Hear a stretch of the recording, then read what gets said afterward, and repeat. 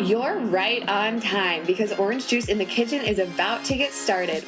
We're your hosts. I'm Annie Graff. And I'm Maggie Jensen. Pull up a chair because the OJ is flowing and it's about to get juicy. We're getting deep in our convos about sobriety and mental health because that's how we've both found deep love for ourselves and the lives we live. And when you love yourself in your life, there's nothing to escape. This is the real on how vibrant and colorful alcohol freedom feels. So grab your glass. Cheers, besties.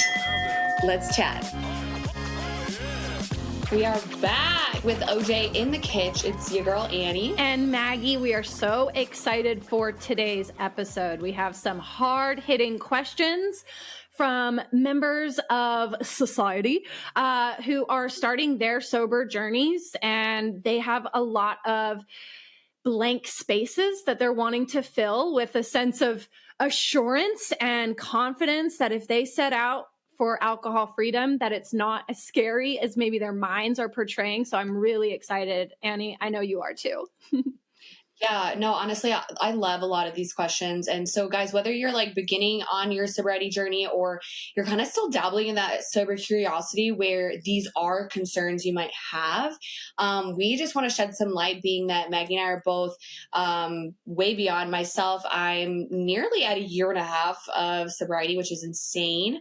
And so we have some good perspective here that we just want to share with you guys to ease those worries and remind you with anything, any journey that you set out, you know, the beginning part is sometimes the most difficult because it's new hard. It's the unfamiliar difficult. And a lot of times in life, we tend to choose the familiar difficult. So a lot of people in the beginning of sobriety, I feel like, have these very similar frustrations, struggles, questions. And if anything, we hope to just give you guys some insight on what it might look like a little bit further down the road, especially when you're doing some of the deep working and the internal deep dive to figure out, how to maneuver these things. So I don't know. Maggie, you want to start off? Guys, we have a list of the questions here, so we're just going to kind of pick some that are tugging at our hearts. So, yeah, I think before we dive into the questions, I want to share my quote that's on my heart that really ties in with what we're going to talk about today. Because gosh, as we read through these questions, we see our past versions of ourselves so fully, so wholly, like the fear that held us back. And my quote that's coming through is Napoleon Hill: any idea that is conceived and believed, you will achieve. And I think now looking back, that runs both ways. I had this idea and I created this fear, this terror barrier around sobriety to where it plugged into my beliefs that sobriety would be boring. It would mean I have no friends. It would mean literally my life would just be devoted to saying don't drink. And so through that conception of that idea and that belief, that is really what manifested for me. But when I found the courage to step forward, even in the face of fear, I was able to recreate my perception of sobriety. And I was able to see that these fears were really just imagined things.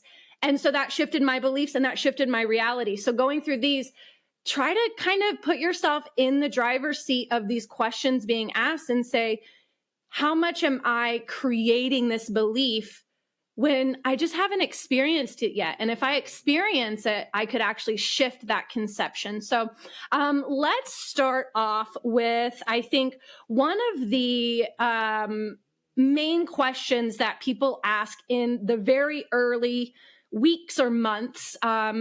This writer, this person said, month 2 of sobriety, and my motivation and my energy is still down. Will it get better? Annie, I'm going to let you start with this one because I feel like you have such a good way to explain this. Yeah, I love this question because this is something that I constantly struggled with, especially in like kind of those shorter term sobriety stints that I've had in the past, where I almost got so excited about the beginning phases, right? Like challenging yourself in a new way. And okay, for real, I'm going to be better this time. Okay, I'm going to, say no to those tempting events and social situations. I'm going to just like do my own thing. And like, for me at least in the past, that got me through kind of maybe like the first few weeks of the excitement of this new goal of sobriety. And then all of a sudden I would find myself, honestly, that this person's talking from that 2 month point. That sounds about spot on for me, because for me and a lot of people that we've talked with who are in this place, it's like that initial excitement is kind of worn off. Now this is like, okay, wait, so straight up, like this is what I'm doing now. And that's how it's felt for me in the past. It's like, if you're not focusing on something else or putting your energy, your time, your excitement toward, okay, I'm going to do this sober thing, but I'm not simply just going to get excited about staying away from alcohol, point blank period. That's it. Like, that's really my focus. If you have other things to excite you and to use your time, your energy, your skill sets, your passions, like really, what we say with the sober experiment is like experimenting with life. I can definitely see why I felt that way in the past and why that just led me back into this cycle of my negative and toxic coping mechanisms and habits that revolved around drinking at the time, right?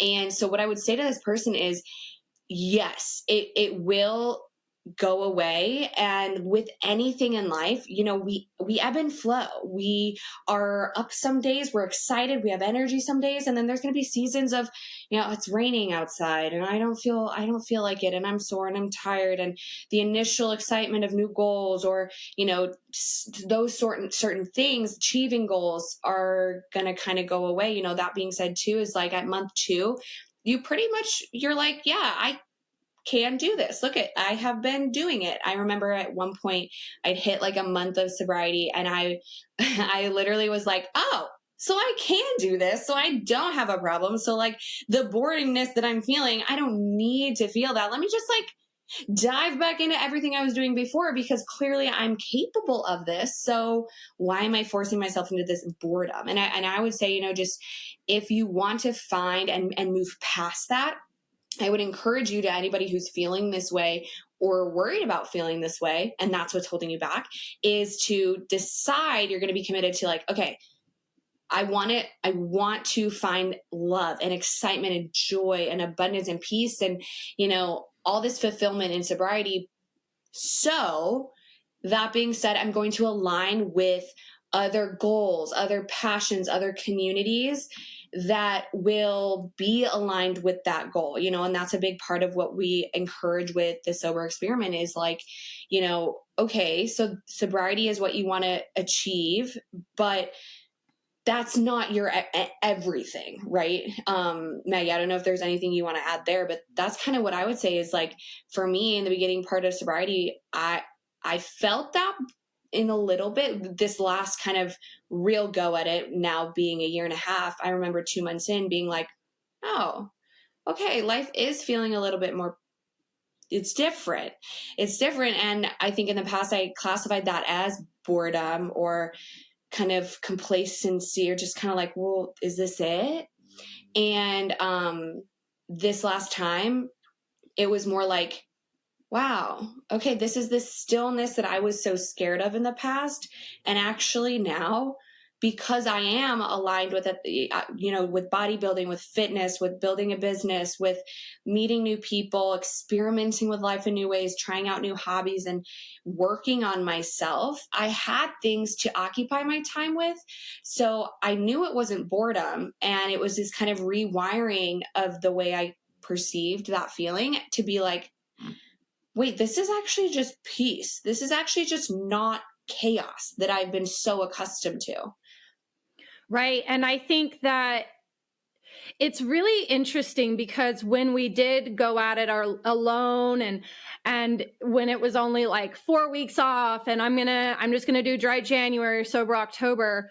And for so many people who are just programmed to follow suit with regular strategies to sobriety, the primary focus really in the early stages is focusing on not drinking.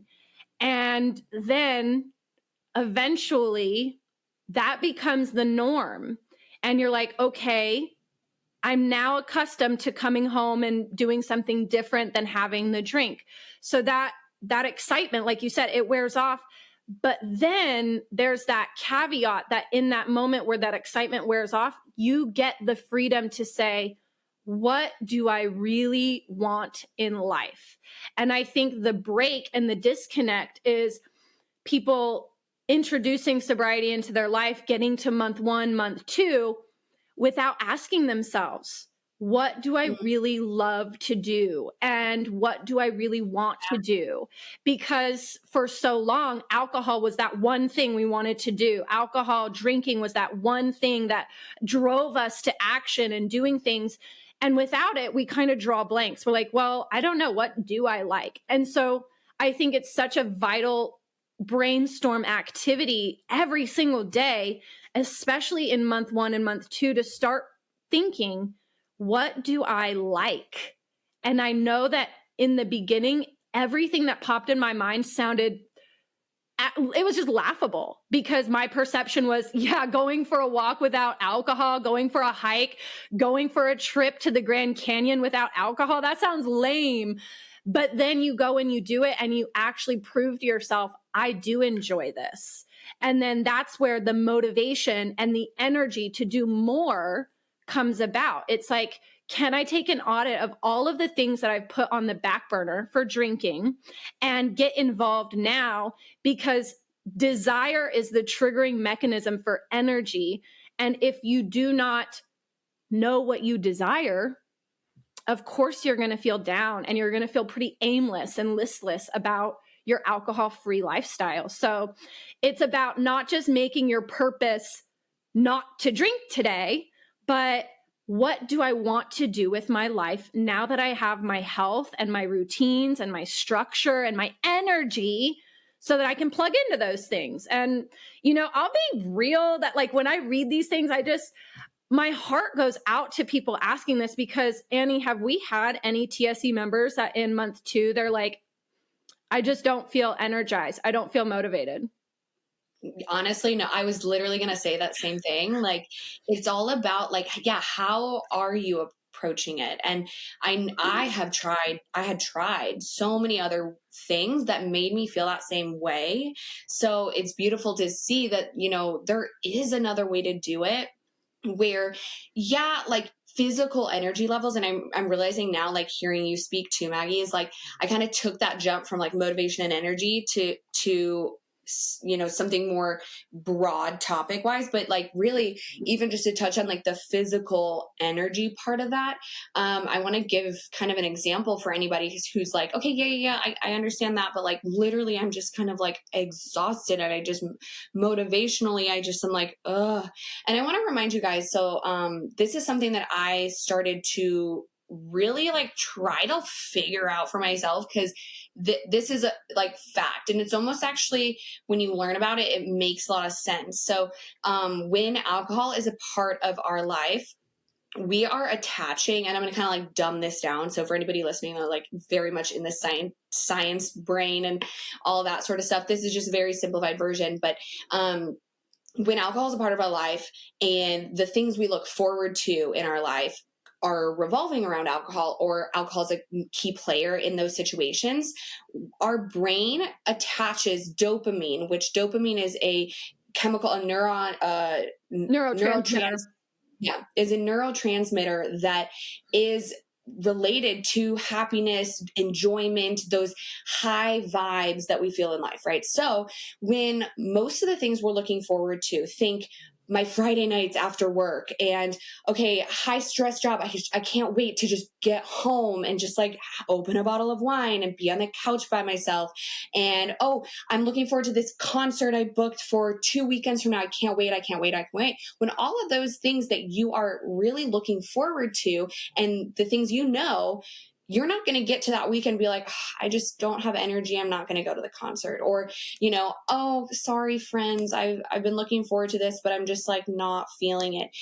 A lot of our high energy is going to be spent on those things, right? So that being said, our body attached dopamine, and it kind of like produces dopamine when we even start to think about those things. And when alcohol becomes a staple in those situations, it actually kind of confuses our brain, because the consumption of alcohol also is an artificial additive, essentially, of dopamine. So our body stops kind of naturally producing that dopamine. And it's like, oh, well, alcohol's going to give me that. I know they're already excited about this. Like, so it kind of fucks with our body's natural production of dopamine. So now when you remove alcohol and your body's at its normal state, life at first might feel like, so this is with alcohol. Everybody that's watching this video, this is with alcohol, right? So we're down here. It's like a Wednesday. We're high stress. We're low, like, oh my God, let me just get to Friday. And then we're Friday and we're like, oh my God, no work. I got my friends. I got my girls. I got no stress. Okay. I have my alcohol. I got my, we're going to go out to the bars, whatever that is. Woo, we're up here. And then, Sunday comes around, you're hungover, you're anxious, you're overthinking, goes right back down here. And then, we kind of ride this wave. I like to think of it as honestly chasing this chaos, this dopamine high that we're constantly trying to find. Yep. When alcohol is no longer a part of it. And even some of those situations like going out with the girls on a Friday night, not something you're maybe doing as much of, because kind of a two-factor thing. Like, you don't know how to socialize without alcohol, and you don't know, okay, is that even fun anymore? So you're just at home. Life kind of might feel more like this, right? But as you continue to live into this and you allow your body to re-regulate to its natural production of the neurotransmitters that it already knows how to make, you start to attach that dopamine and your body starts to produce it, but it can become attached to the smaller things, like just, oh my God, my morning cup of coffee, or a good conversation with a friend, or getting out into sunshine and walking, moving your body, that workout class that you're, sweating and you're getting those endorphins going. So it starts to become more regulated and your kind of lifeline goes up like this. And so it's a slow process. So month 2, your body might still be here in terms of like your dopamine level and what's exciting you and what feels, really like anticipation worthy for you. And that's okay. I would just really encourage you, if that's where you're at, to stick with it and find those small moments that you do enjoy. For me, that looks like cuddling my dog, and getting together with my mom and my sister, calling a friend, getting a really good workout in, going for a long walk, an audiobook, like these things that in pre-sobriety honestly felt like, okay, well, yeah, that's fine. It's not like I disliked any of those things, but I wasn't attaching a lot of my excitement to those small moments of life.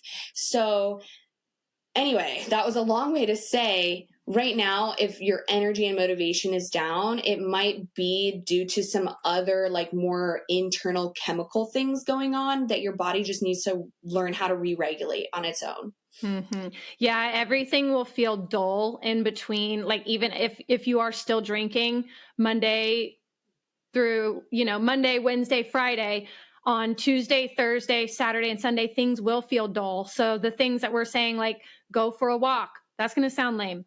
Oh, you look forward to making a phone call? Oh, that's weird. But as you progress, as your body stabilizes and relearns how to naturally produce that dopamine, no lie, you will look forward to your Friday night gym sesh the same way that you used to look forward to going out and drinking, but you will have an added echelon of gratitude that this is how you're spending your time now. So if you resonate with this question, keep pushing, keep persisting. It will get better, especially when you can start giving yourself permission to be excited about things instead of being, oh, that's lame. Don't judge yourself before you try it, and understand that your body is doing some amazing things without you even consciously forcing it. It's just healing. It takes time.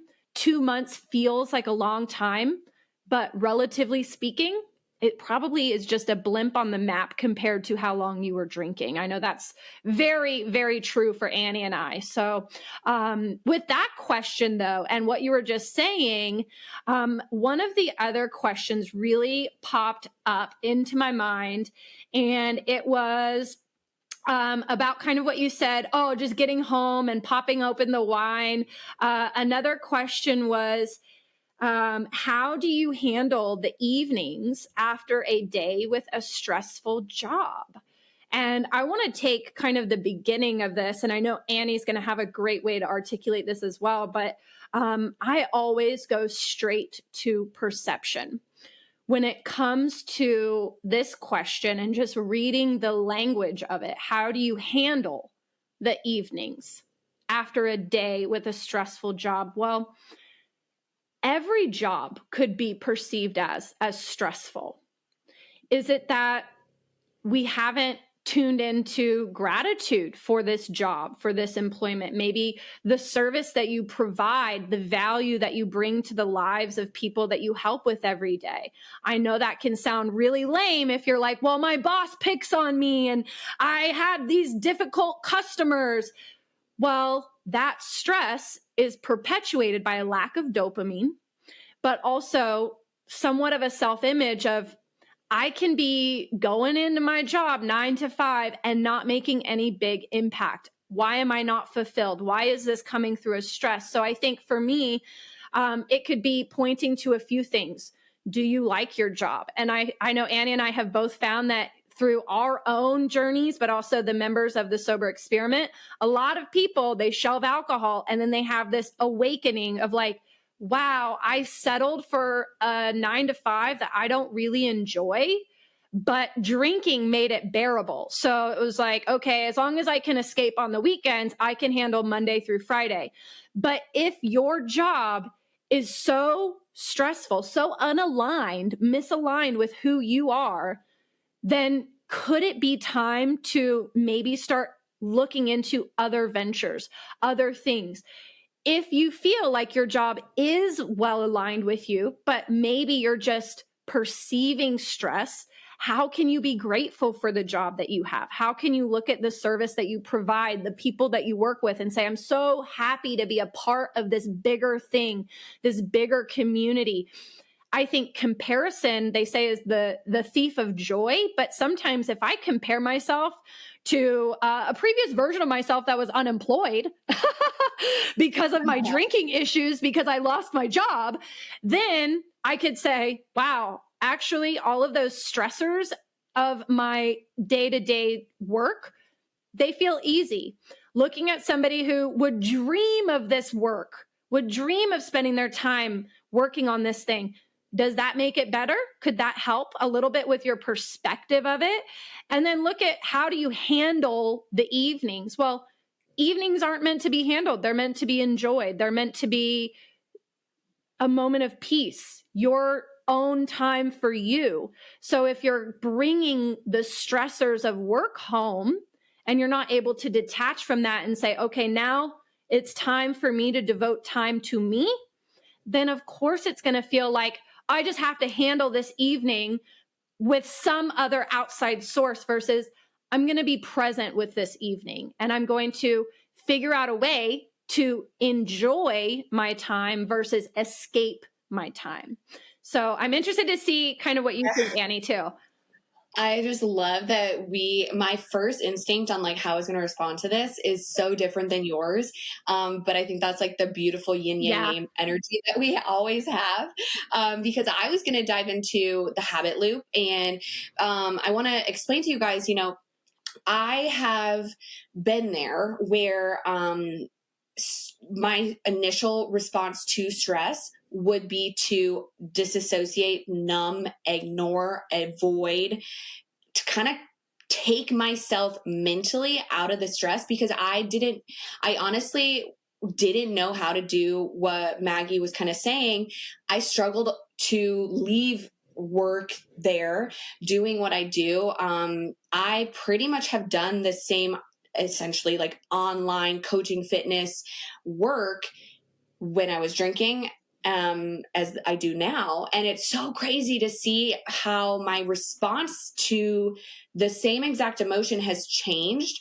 But I want to walk you guys through the habit loop, because this is kind of really, it's a it's a like brain shattering moment. If you don't recognize this, you can kind of apply this to yourself and just start to put this into play. Okay, so if you guys don't know about the habit loop, essentially, it explains why we do the things that we do, how they become habits, and then how potentially, I'm going to share with you guys how we can kind of start to rewire and pinpoint, hey, this is exactly what needs changing, and here's where I'm going to see benefit. And then the more and more that we put that into play, the better we get at responding to certain emotions, certain feelings, certain environments, things that in life we don't really have control over. And ultimately, like, this has helped me so much, because stress in life is probably not going to go away. Like, I'm going to be honest, like,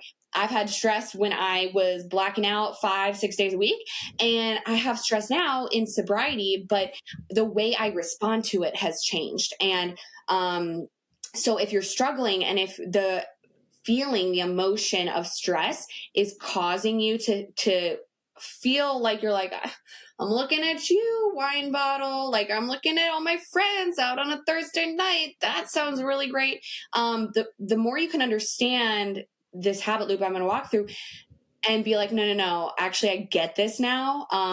That is a game changer. So the habit loop essentially it has 4 sections, and the first one is a cue. So I'm going to talk through 4 of them. So it's cue, craving, response, and reward.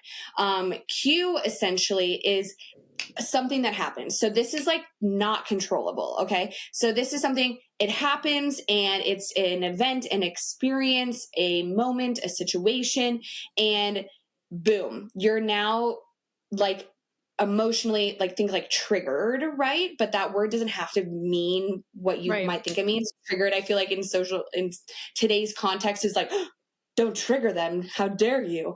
But it could be good or bad, right? So cue, that's what that is. It's going to essentially trigger a craving. And ultimately, this is your need for something.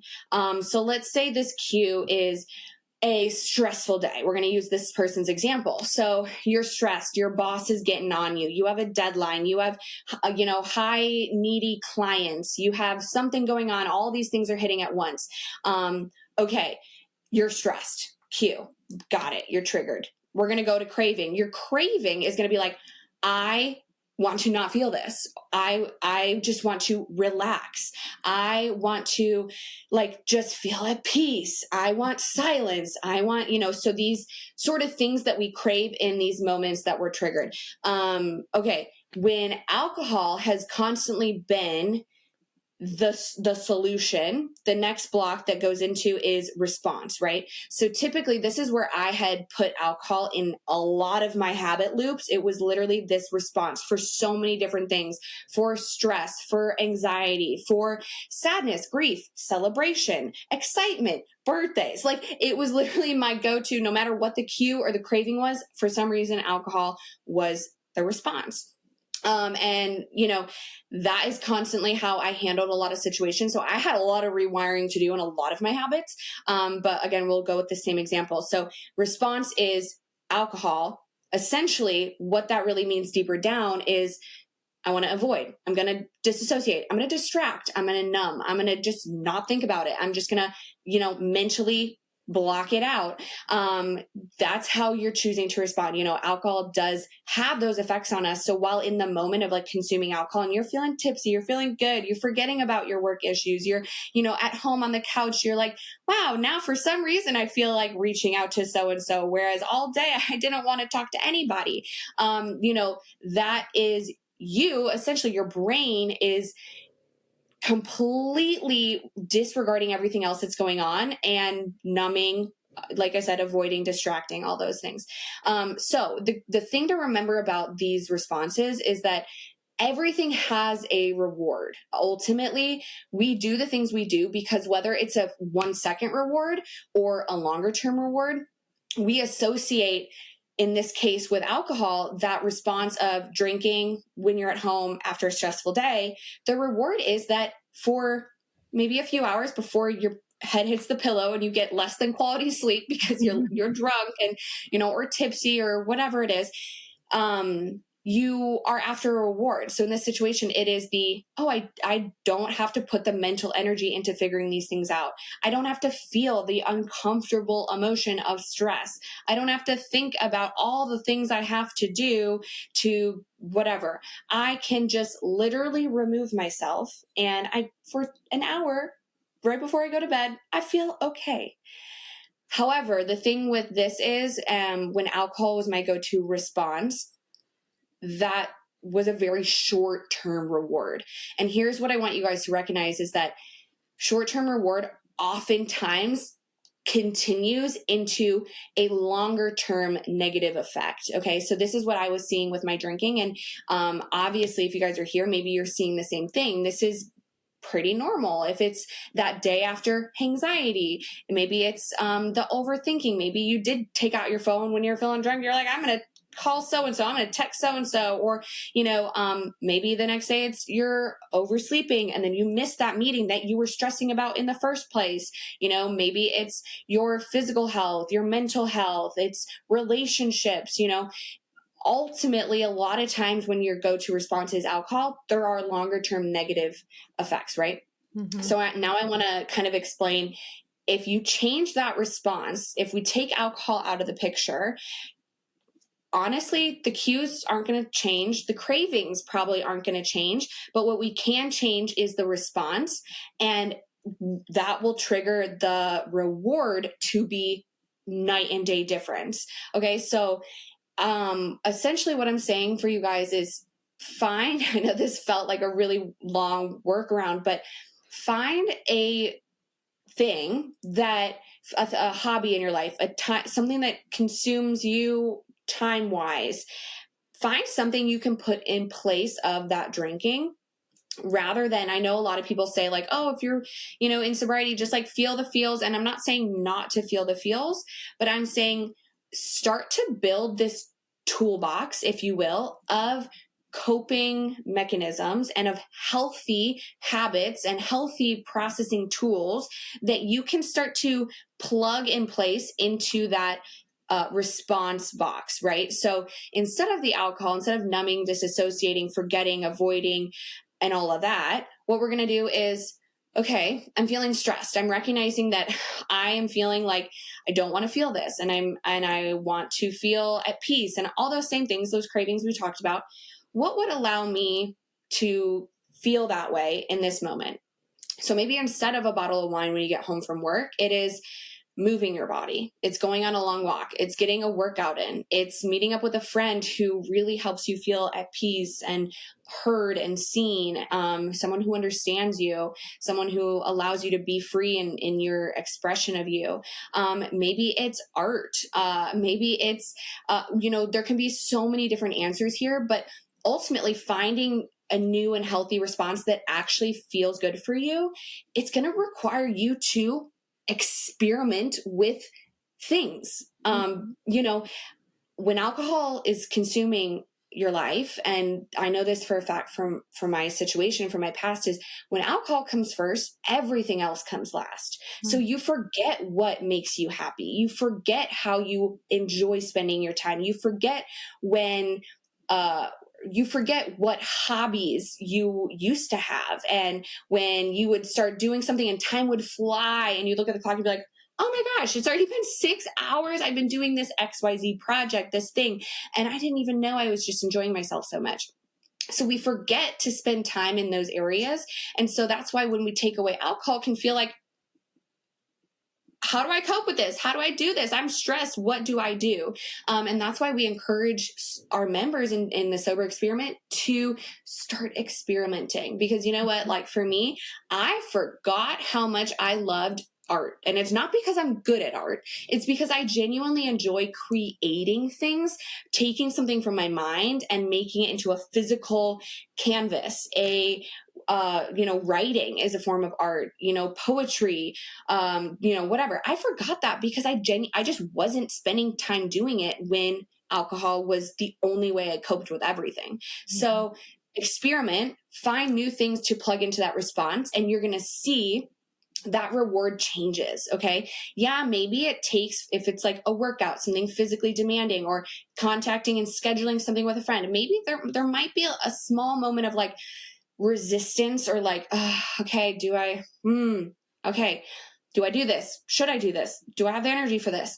But the more and more you can prove to yourself that these healthier mechanisms to cope with stress and whatever that craving, that cue is, the more you'll be able to say like, okay, yeah, I know getting physically to the gym is inconvenient right now to me mentally, but I know that that's going to come with a long-term positive reward. You're going to start seeing the results of changing that response, and it's going to be a night and day difference, just training yourself on a new habit.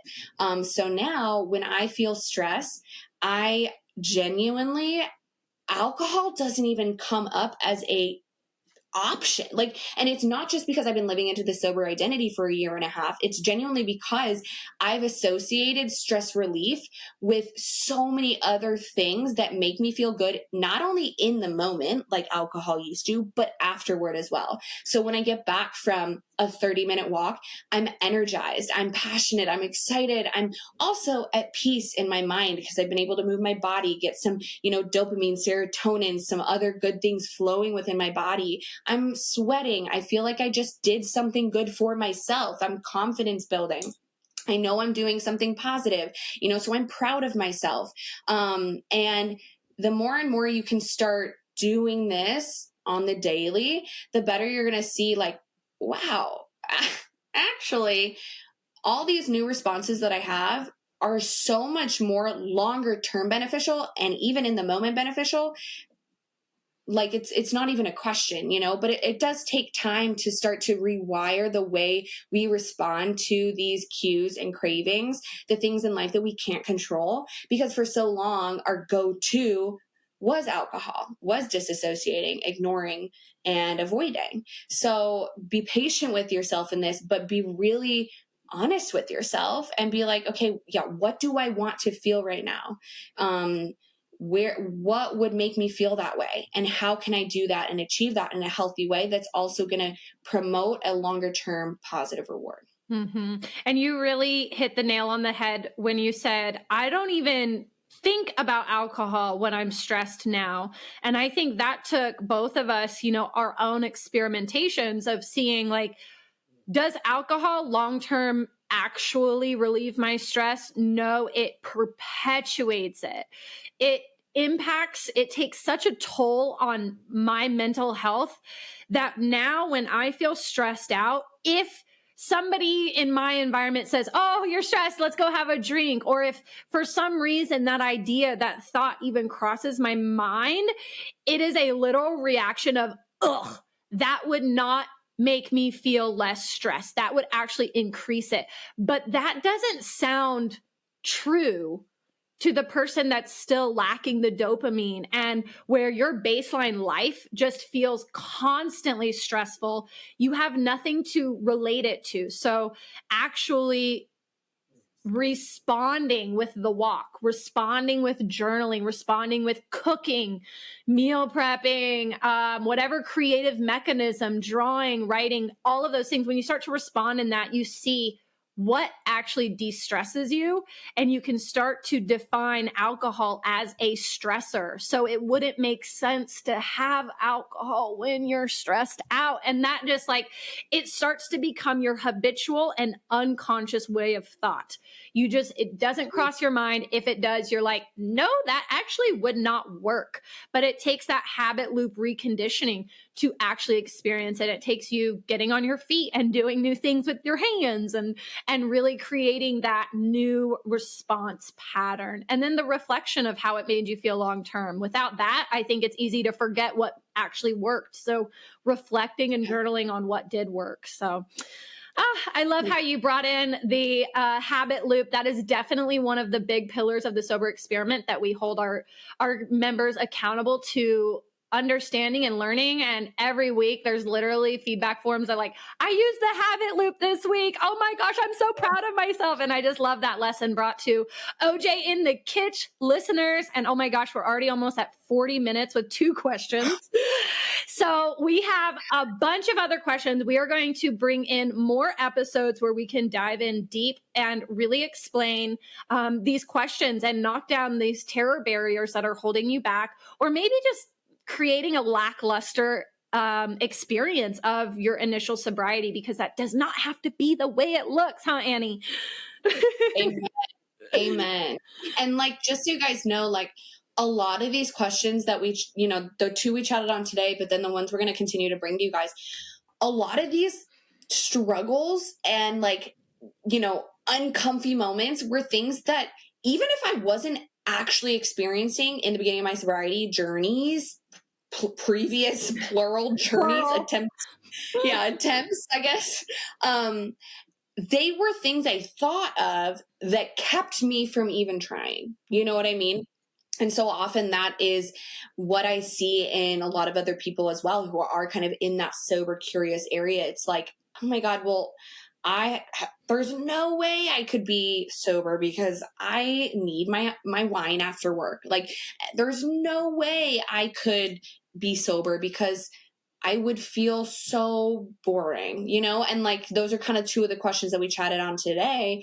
And I just want to remind you guys, like, if there's any curiosity in your brain about what sobriety looks like and how to make it so fucking iconic and epic and rewarding and beautiful and peaceful and fulfilling, like, if there's a heart tug in you to experience it, I promise you it's there for a reason.